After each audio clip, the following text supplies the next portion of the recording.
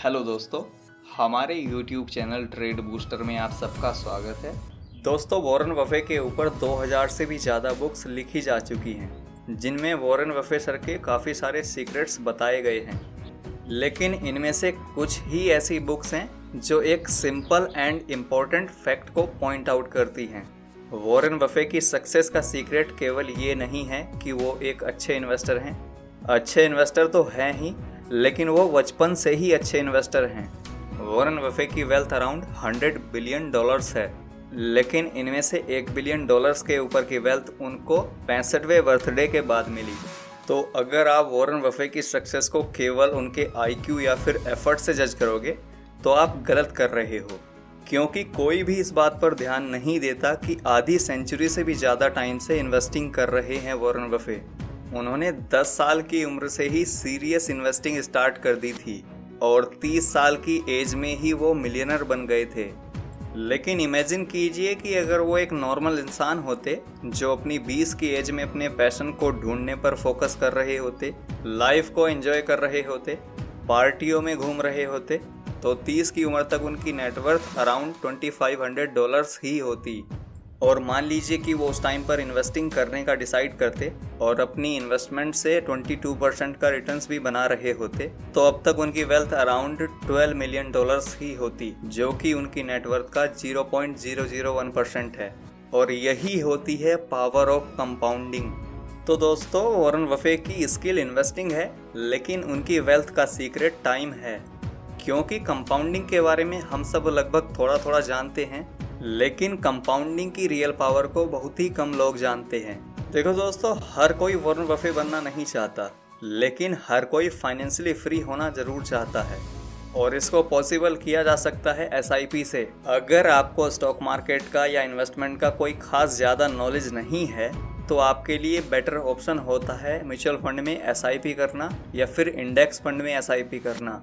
अगर आपकी एज अभी कम है और आप इन्वेस्टमेंट करके बड़ा पैसा बनाना चाहते हैं, तो देखिए अभी आपके पास में इतना पैसा नहीं होगा जिसको इन्वेस्ट करके आप बड़ा पैसा बना लें, लेकिन आप अपने छोटे छोटे अमाउंट को SIP के थ्रू इन्वेस्ट करके बड़ा पैसा ज़रूर बना सकते हैं। और अगर आप अभी एक स्टूडेंट हैं और SIP करना स्टार्ट करते हैं, तो जिस टाइम आपके फ्रेंड्स कॉलेज कंप्लीट करके जॉब ढूंढ रहे होंगे, उस टाइम तक आप फाइनेंशियली फ्री होने की कगार पर पहुंच जाओगे। यही होती है पावर ऑफ कंपाउंडिंग, जिसमें आप जितना ज़्यादा टाइम दोगे, ये उतनी तेज़ी से ग्रो करेगी। एंड सबसे मुश्किल होता है अपना पहला करोड़ बनाना, जिसको बनाने में आपको 8 से 10 साल तक का टाइम भी लग सकता है, इससे ज़्यादा भी लग सकता है। लेकिन अगर एक बार आप अपना पहला करोड़ बना लेते हो, तो दूसरा करोड़ आने में केवल 3 से 4 साल का ही टाइम लगेगा, और बाकी के 2 करोड़ आने में अगले 3 से 4 साल का टाइम, एंड बाकी के 4 और करोड़ आने में केवल 3 से 4 साल का ही समय लगेगा। अगर आप स्टॉक मार्केट में अच्छा रिटर्न बना रहे हैं, तो आपका पैसा 3-4 साल में डबल होता रहेगा। अगर आप इंडेक्स फंड में भी इन्वेस्ट करोगे, तो भी 15% के CAGR के हिसाब से आपका पैसा 4.5 साल में डबल हो जाता है। तो अगर आप स्टॉक मार्केट में इन्वेस्ट करके बड़ा पैसा बनाना चाहते हैं, तो उसके लिए आपको ज़्यादा टाइम देना पड़ेगा। पैसा बनाने के 2 तरीके होते हैं, या तो आपके पास में काफ़ी पैसा हो जिसके थ्रू आप छोटा रिटर्न बनाकर ज़्यादा पैसा बना ले, या फिर आपके पास में ज़्यादा समय हो। तो अगर आपके पास में ज़्यादा पैसा है, तो आप कम समय में भी काफ़ी अच्छा पैसा बना सकते हैं। लेकिन अगर आपके पास में ज़्यादा पैसा नहीं है, तो आपको ज़्यादा टाइम देना पड़ेगा। अब मेंबर्स के दिमाग में एक सवाल हो सकता है कि हमको डायरेक्ट स्टॉक मार्केट में इन्वेस्टमेंट करनी चाहिए या म्यूचुअल फंड के थ्रू जाना चाहिए। तो दोस्तों, ये डिपेंड करेगा आपके नॉलेज के ऊपर कि आपको मार्केट का कितना नॉलेज है। अगर आपको मार्केट का नॉलेज है, तो आप मार्केट में डायरेक्ट इन्वेस्टमेंट कर सकते हैं।